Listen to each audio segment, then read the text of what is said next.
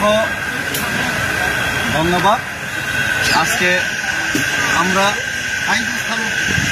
আগরতলা থেকে দিল্লি পর্যন্ত যে পেদল যাত্রা, এই পেদল যাত্রা অভিযানের অন্তিম দিন আজকে যন্তর মন্তরে আমাদের যে প্রদর্শনী, সেই প্রদর্শনীর মাধ্যমে আজকে সমাপ্তি ঘটবে এবং খুব শীঘ্রই আমাদের মহারাজা এবং আমাদের বিভিন্ন যারা এখানে পার্টির ব্যারিয়ার, পার্টির বাধা সেটাকে অতিক্রম করে যারা বিধায়করা আমার ছাড়াই যে বিধায়ক মন্ত্রীরা এখানে যোগদান দেওয়ার উদ্দেশ্যে এসেছেন, ওনারা আসবেন। এবং আজকে খুবই দুঃখের সহিত বলতে হচ্ছে, এটা যে মুভমেন্ট সেটা কোনো পার্টির মুভমেন্ট নয়, সেটা ত্রিপুরাসার মুভমেন্ট। কিন্তু আজকে আমরা দেখতে পেলাম আমাদের আজকে এখানে এলইডি স্ক্রিন ব্যবহার করতে দেয়নি।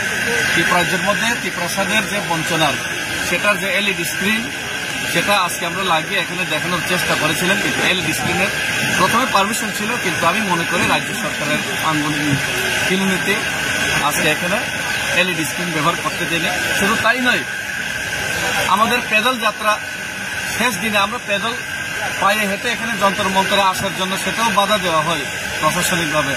ওনারা পায়ে হেঁটে আসার অনুমতি দিল না এবং এরপরে ওনারা বাস ব্যবস্থা করবেন বলেছেন দিল্লি পুলিশ থেকে। সেই বাসটা ব্যবস্থা করার কথা ছিল, কিন্তু হঠাৎ করে ওনারা বাসও দিতে পারবেন না, পায়েও হেঁটে যেতে পারবেন না।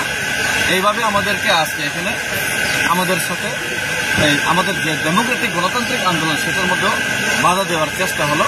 এবং সেটা আমি মনে করি 110% সেটা রাজ্য সরকারে যারা বসে আছে, যেই নেতারা ত্রিপুরাসা বিরোধী, সেই ত্রিপুরাসা বিরোধী মনোভাব নিয়ে যারা বসেছেন, সেই নেতাদের আঙ্গুলের হিল নিতেই আজকে ত্রিপুরাসাদের গণতান্ত্রিক মুভমেন্টে পর্যন্ত আজকে বাধা দেওয়া হলো।